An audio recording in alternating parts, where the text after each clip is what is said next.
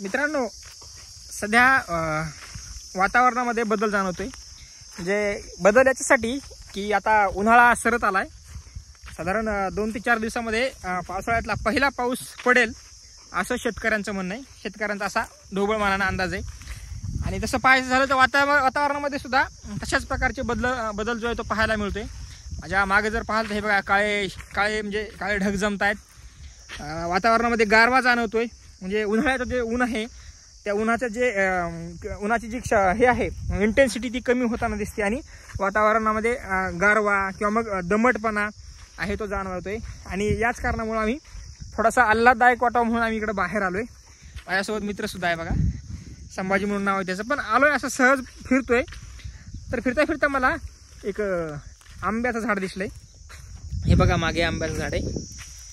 तर सहज मनात आलं की चला एखादी कैरी जर भेटली तर बघूया, भेटली तर भेटली, खाऊयात. म्हणजे मला असं वाटतं की आत्ता या क्षणाला कच्चा आंबा झाडाला नसेल, पण आम्ही शोध घेतोय. जर एखादाही कैरी सापडली म्हणजे माझ्या नशिबानं तर ती खायला काय हरकत आहे. बघूयात भेटते का. तर मित्रांनो, आम्ही आंब्याच्या झाडाखाली आलोय.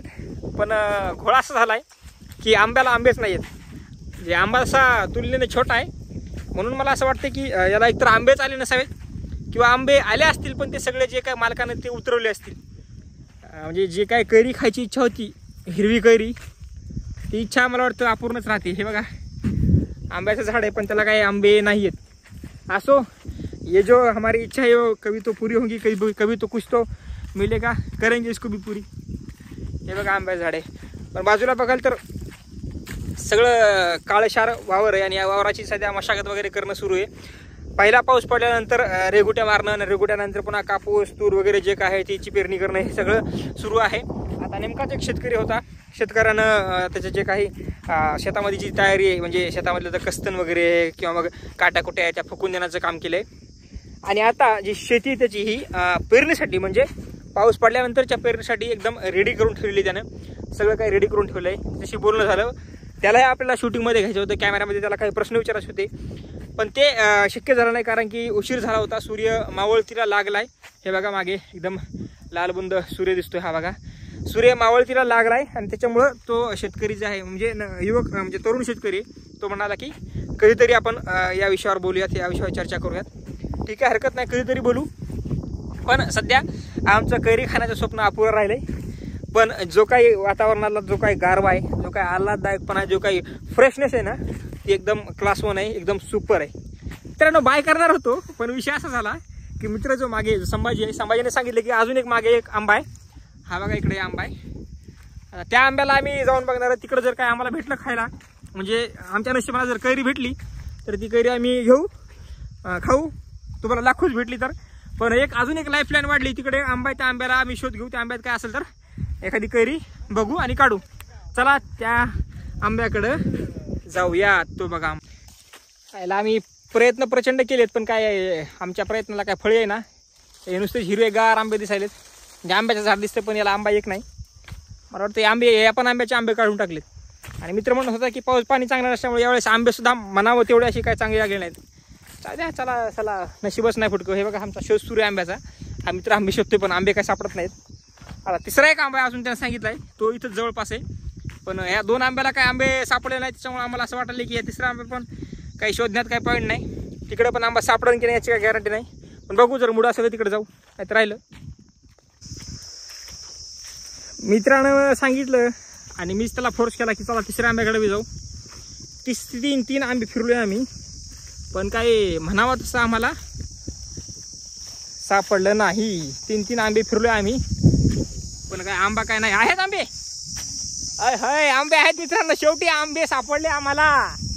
यस, अरे बापरे, खतरनाक आंबे आहेत ना.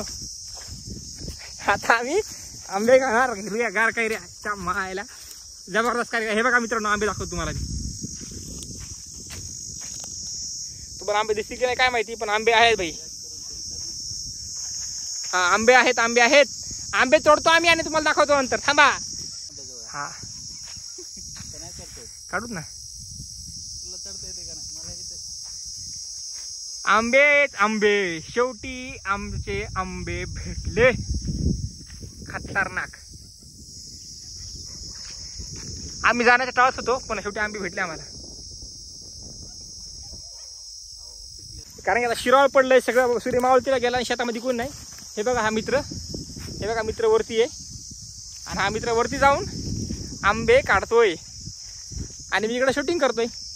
बघूयात काय आंबे. आरामात रे संभाजी आहे, आरामात जा बरं, काय व्हायचं उगाच लफडेगिरी.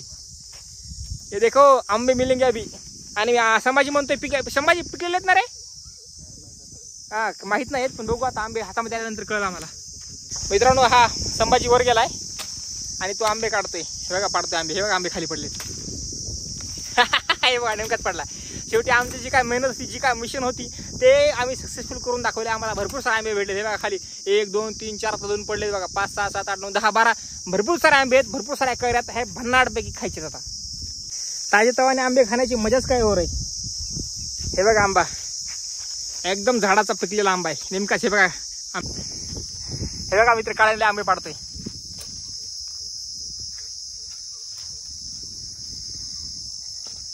हे बघा पडला आंबा. आंबेच आंबे हाय. हे बघा पडला नेमकाच आंबा. शेवटी आम्ही आंबे काढलेले आहेत आणि हे बघा आंबे, हे बघा आंबे. आणि आंबे न्यायला आम्ही एक अशी ट्रिक वापरली. आमच्याकडे कापड वगैरे काय नाहीत. आम्ही बनियल बघा बनियल काढली अंगामधली आणि आता आंबे घेऊन जाणार आहोत.